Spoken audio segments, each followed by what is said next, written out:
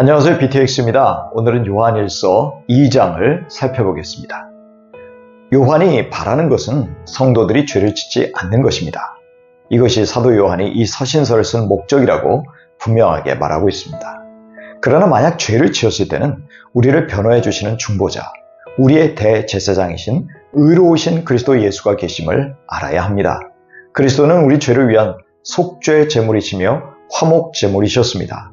그러므로 그리스도의 대속적 죽음으로 우리의 죄가 용서받고 하나님의 진노로부터 벗어나 하나님과 화목하게 되었습니다. 그리스도의 대속의 죽음은 온 세상의 죄를 위한 것이므로 지금도 이 사실을 믿는 자들에게는 이 진리가 여전히 효력을 발휘하고 있는 영원 불변의 진리입니다. 그러므로 그리스도의 대속의 죽음을 믿고 구원받은 사람들은 빛이신 하나님과 예수님과의 교제, 사귐으로 들어간 것이지요. 이런 하나님과의 사귐 속에 들어간 사람은 하나님의 계명을 지킵니다. 더 이상 계명을 어겨 죄를 짓지 않고 하나님과의 의로운 관계를 유지하여 빛 속에서 살기를 원하기 때문입니다. 그러나 만일 하나님을 경험했다고 하면서도 하나님이 주신 계명을 지키지 않는다면 그는 거짓말하는 자입니다. 그 속에 진리가 없다고 요한은 단언합니다. 하지만 누구든지 말씀을 지키는 자는 하나님의 사랑이 그 사람 속에서 참으로 완성되었습니다. 그래서 그가 하나님 안에 살고 있음을 증명하게 됩니다. 우리 주님도 이 세상에서 하나님의 말씀에 철저히 순종하시면서 사셨다면 하나님과의 사귐 안에 들어간 우리 역시 하나님의 말씀에 순종하면서 살아야 합니다. 이것이 참으로 우리 주님을 알고 빛 가운데 사는 사람이 가지고 있어야 할 삶의 태도입니다. 그리고 그 계명은 바로 형제 사랑임을 알아야 합니다. 이 사랑하라는 계명은 이미 구약시대부터 주신 옛 계명입니다. 그러나 이 계명은 이제 다시 새롭게 성도들에게 주어지는 새 계명이기도 합니다. 왜냐하면 예수님이 신약시대의 성도들에게 이를 명령하셨기 때문입니다. 그러나 형제를 미워하는 사람이 있다면 그는 스스로 빛 가운데 있다고 말하지만 실상 어두움 안에 있습니다. 이런 사람은 어둠이 그의 눈을 가렸기에 어디로 가야 할지 알지 못하여 방황합니다. 그러나 빛 속에서 형제를 사랑하며 살고 있는 사람은 자기 앞에 있는 상황을 제대로 판단하고 행동할 수 있습니다. 요한은 자녀들인 성도들에게 이 편지를 쓰는 이유를 밝힙니다. 그것은 성도들이 그리스도의 이름으로 죄 용서를 받았고 태초부터 계신 하늘 아버지를 알고 있고 이미 악한 자를 이겼기 때문입니다.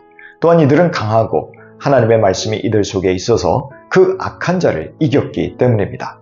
요한은 놀랍게도 이들이 승리자가 이미 되었다고 선언하고 있습니다. 그 근거는 거룩한 성도들이 하늘 아버지를 알고 하나님의 말씀 속에 거하기 때문입니다. 그렇다면 승리한 그리스도인들은 더 이상 세상이나 세상에 있는 것들을 사랑해서는 안 됩니다. 여기서 말하는 세상은 하나님의 통치를 거부하는 세상의 문화와 풍조, 쾌락과 부유함을 의미합니다. 우리가 사랑하지 말아야 할 육신의 욕망은 알코올이나 마약, 성적인 쾌락 등입니다. 그리고 눈의 욕망은 보는 것마다 소유해야 직성이 풀리는 특징이 있습니다. 세상 살림에 대한 교만한 자랑은 주님으로부터 온 것이 아니라 세상이 가져다준 순간적인 것들에 지나지 않습니다. 그렇게 세상이나 세상에 있는 것들을 사랑해서는 안 됩니다. 결국 이 세상도 이 세상의 욕망도 사라지지만 하나님의 뜻을 행하는 사람은 영원히 남아 승리자가 될 것이기 때문입니다. 요한은 지금 마지막 때라고 말하면서 그 징조로 적그리스도 세력의 출현을 언급하고 있습니다. 그런데 그 그리스도의 대적자들은 믿음의 공동체에 속해 있다가 나간 사람들이었습니다.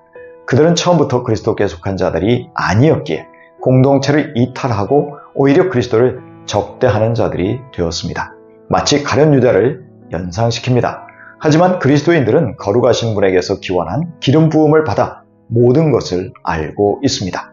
즉 성도들과 은사를 가진 지도자들이 성령으로 진리를 알고 있고 거짓은 모두 진리에서 나오지 않는다는 것을 알고 있기 때문에 이 편지를 써 보낸다는 것입니다.